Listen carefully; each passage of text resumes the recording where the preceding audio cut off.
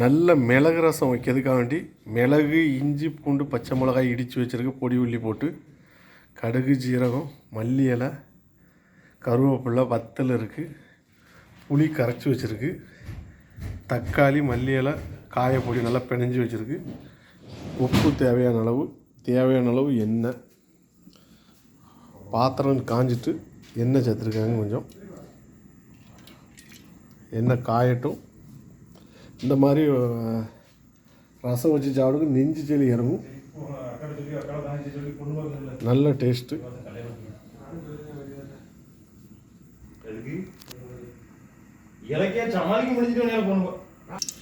எண்ணெய் காஞ்சிட்டு கடுகு சேர்த்துருக்கேன், கடுகு சீரகம், வத்தல் சேர்த்துருக்காங்க,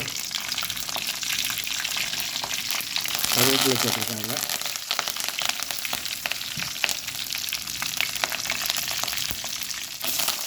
பொடி உள்ளி சேர்த்துருக்காங்க. வதங்கட்டு கொஞ்சம்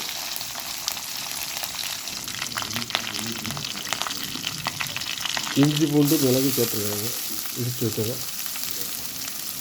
இந்த மாதிரி வச்சு சாப்பிட்டா நல்ல நெஞ்சு செளி இறங்கும். வாரத்தில் ஒரு நாள் இந்த மாதிரி வச்சு சாப்பிடுவீங்க.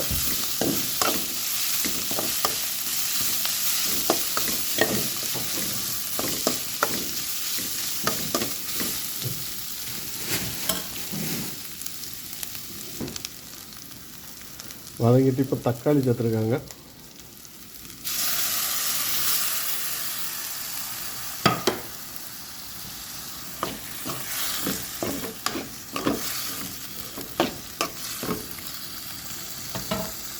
தேவையான அளவு உப்பு சேர்த்துருக்காங்க.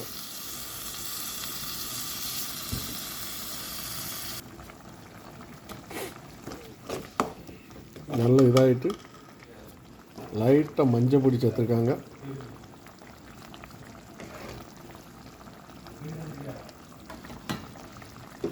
புளி தண்ணி சேர்த்துருக்காங்க, புளி கரைச்சி வச்ச புளி சேர்த்துருக்காங்க.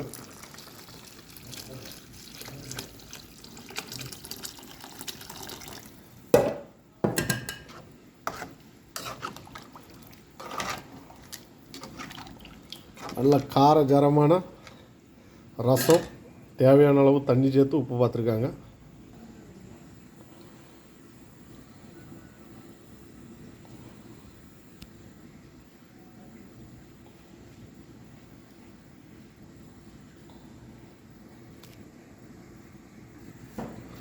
ரசம் இந்த மாதிரி முறை பொங்கச்செல்லாம் ஆஃப் பண்ணிடுங்க, இல்லைன்னா புளி கடுக்கும்.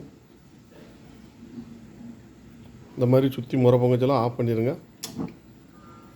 2 மல்லி இலை தூவி, அவ்வளோதான். மல்லி இலை ஏற்கனவே போட்டிருக்கு. காரஞ்சாரமான ரசம். இந்த மாதிரி ரசம் வச்சு குடிங்க, நெஞ்சு செளி நல்லா இறங்கும். காரஞ்சாரமான ரசம்.